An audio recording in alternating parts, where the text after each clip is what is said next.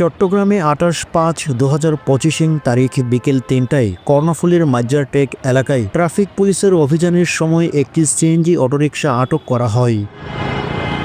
গাড়ির কাগজপত্র ত্রুটিপূর্ণ থাকায় কর্ণফুলী ট্রাফিক পুলিশের সার্জেন্ট মোহাম্মদ অপু নিয়ম অনুযায়ী গাড়িটির বিরুদ্ধে মামলা দায়ের করেন। কিন্তু ঘটনার পর এক ব্যক্তি সাংবাদিক পরিচয় দিয়ে সার্জেন্ট অপুর ছবি তুলে তা ফেসবুকে পোস্ট করে মিথ্যা দাবি করেন যে পুলিশ মামলার ভয় দেখিয়ে টাকা আদায় করে। এ সময় সার্জেন্ট অপু বলেন, এখানে আসলে একজন সাংবাদিক, মানে আমি বুঝতে পারছি ও যে সাংবাদিক, পকেটে একটা মাইক্রোফোন ছিল আর মোবাইল নিয়ে গুগল করতেছিল। তো আমাদের দৈনন্দিন কার্যক্রম হিসেবে আমরা বিভিন্ন গাড়ির কাগজপত্র চেক করতেছিলাম, অনটেস্ট গাড়িগুলো আটক করতেছিলাম, আর বিভিন্ন ধরনের গাড়ির বিরুদ্ধে অভিযান চালাচ্ছি আমাদের মাননীয় কমিশনার স্যারের নির্দেশে। তো এক্ষেত্রে আমি একটি গাড়ির কাগজ চট্টগ্রাম 15/834 যেটা সে আমাকে ছবি সহ ফেসবুকে সে আপলোড দিয়েছে, এই গাড়িটার বিরুদ্ধে আমি ড্রাইভিং লাইসেন্স একটি মামলা দিয়েছি 5,000 টাকা জরিমানা। ঠিক আছে। তো তারপর সে বলতেছে এই গাড়িটা নিয়ে ওই ড্রাইভারকে বলতে, ওই ড্রাইভার ভিডিও আছে, আমার কনস্টেবল বলতেছে নাকি টাকা নিয়েছে। মানে হুট করে একটা মিথ্যা একটা সংবাদ দিয়ে সে আমাদেরকে প্রতিপন্ন করতেছিল।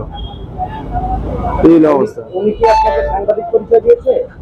না, প্রথমে সে ঘোরাঘুরি করতেছিল, আমরা গাড়িগুলো আটক করতেছিলাম, সে ভিডিও করতেছিল। পরে দেখে সন্দেহ হলো, জিজ্ঞাসা করলাম যে কি হয়েছে আপনার, যে আমি সাংবাদিক অমুক, সাংবাদিক সাইফুল। জি জি জি। সে বলতেছে আপনার ভিডিও আছে আমার এখানে, আমি পাঠিয়ে দিব আমাদের হেডকোয়ার্টারে। এই অবস্থা। আমি পাঠান, সমস্যা নাই, আমার যেহেতু আইনগত ব্যবস্থা নিয়েছি আমি, সমস্যা নাই। পরে অনুসন্ধানে দেখা যায় পোস্টকারী ব্যক্তি কোনো স্বীকৃত গণমাধ্যমের সাংবাদিক নন।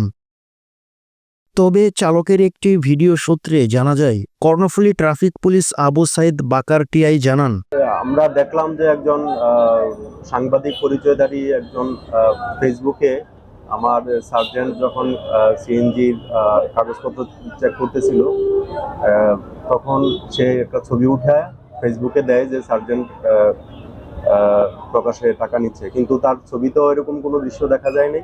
এবং বাস্তবেও সার্জেন্ট সাহেব সেই গাড়িটা আটক করেছে এবং সেই স্লিপও আমি দেখেছি যে সার্জেন্ট সাহেব ওই গাড়িটাকে আটক করে আজকে পাঠিয়েছে কাগজপত্র না থাকার কারণে।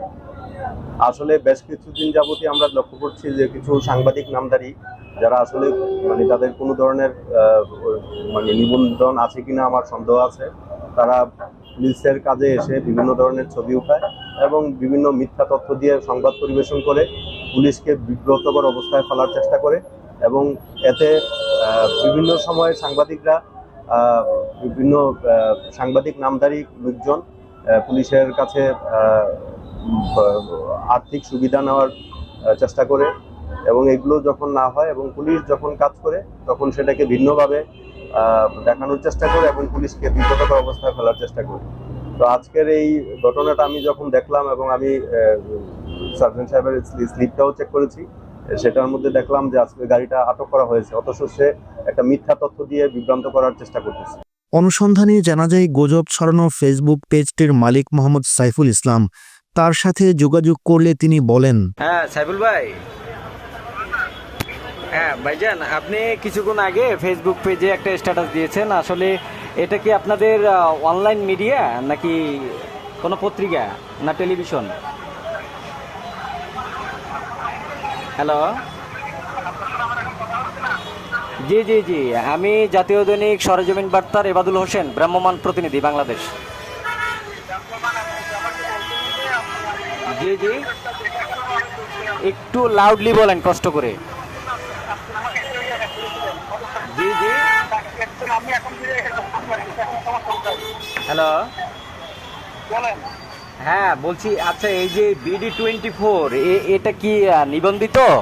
এটা কি টেলিভিশন নাকি পত্রিকা? হ্যালো, জি,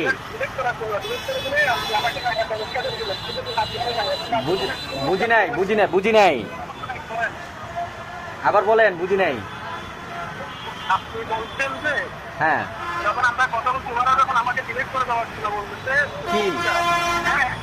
কি ডিলিট করে দেওয়ার জন্য বলছি?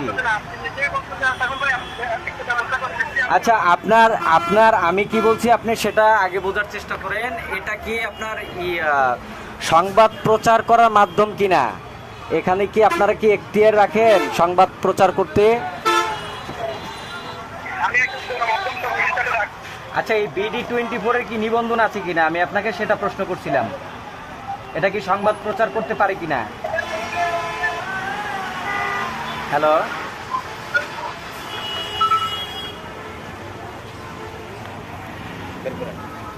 কথা বলে না।